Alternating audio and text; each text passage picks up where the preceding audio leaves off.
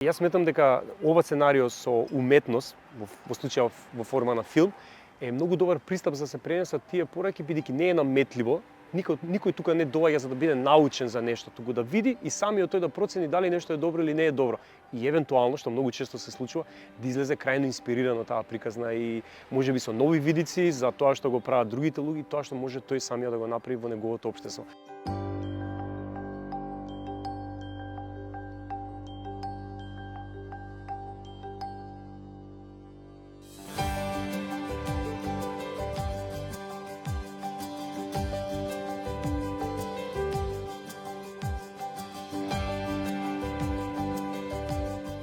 Мотивот е всушност најлесната нишка во целава работа, бидејќи целава работа тргна спонтано преку нашата лична пасија. Ние сме како организација сите алпинисти, дел од Македонската алпинистичка федерација, и некако на самиот почеток ние го замисливме ова како начин да го испромовираме тоа, спортот, алпинизмот, љубовта кон планината. И некако сето тоа прерасна во нешто поголемо. Најнапред и селекцијата на филмови беше таква, повеќе во алпинистичко-качувачки филм, меѓутоа понатаму како учевме, растевме, добивме нови категории, фестивалот прерасна во нешто друго.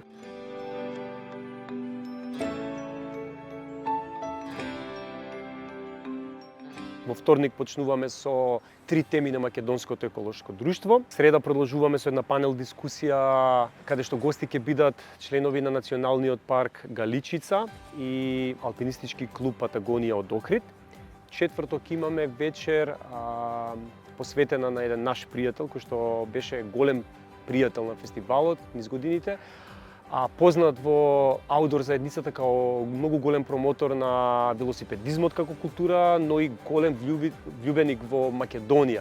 И на секој начин успеваше тој да ја промовира Македонија возејќи точак, но и понатаму правеше тури на секаде низ Европа. И ќе има промоција всушност и во рамки на таа вечер посветена на него за една книга која што неговите пријатели ја посветија на неговите дневници кои што тој ги водел. Слободан Трајковски Касандар е тој наш пријател кој што остави многу зад него.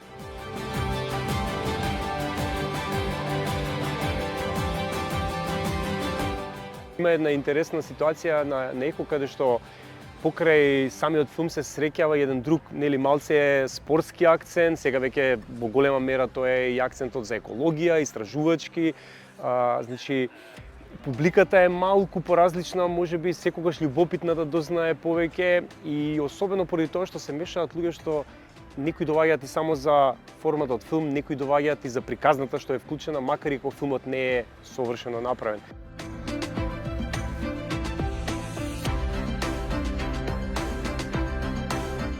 Меѓутоа, нешто што е годинава малку поразлично од други години на страна од опишаниве жанрови е што случајно, можеби не случајно бидејќи ние ги селектиравме тие програми, се истакнува малку жената.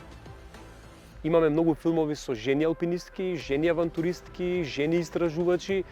Имаме книга посветено на една жена што е така наречена најдобрата алпинистка во светот, иако тоа не мора таквата титула да ја земеме предвид, меѓутоа сите ја знаат која е таа што направила.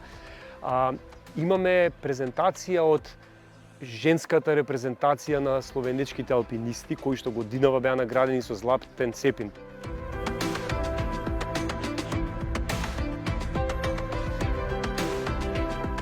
Тие се во соработка со Сојузот на биолози, кои што ќе имаат едукативни средби за микроскопско наблюдување. Потоа истражувачкото спелеолошко друштво Урсус Спелеус, кои што едуцираат за пештерите, лилјаците и воопшто спелеологијата, и две работилници за египетскиот мршојадец со Македонското еколошко друштво.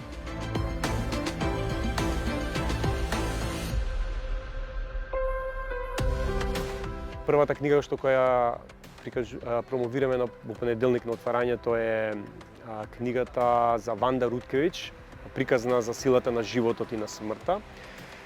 Тоа е книга од полскиот автор Ана Каминска и го прикажува животот биографски на оваа така наречена една од најдобрите жени алпинисти во светот, која што направила многу во светот на алпинизмот, уште пред машките да го направат истото тоа во некои рамки. Потоа втората книга е едноремек дело од 1954 на францускиот алпинист Гастон Ребуфа.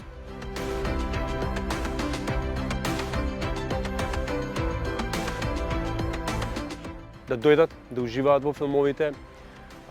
Се надевам дека ќе ги допрат приказните, ќе си отидат дома инспирирани и дека утре дел од она што ќе го видат тука ќе го применат некаде, без разлика дали се работи за одговорно однесување кон природата или одговорно однесување спрема спортот и безбедноста во планина.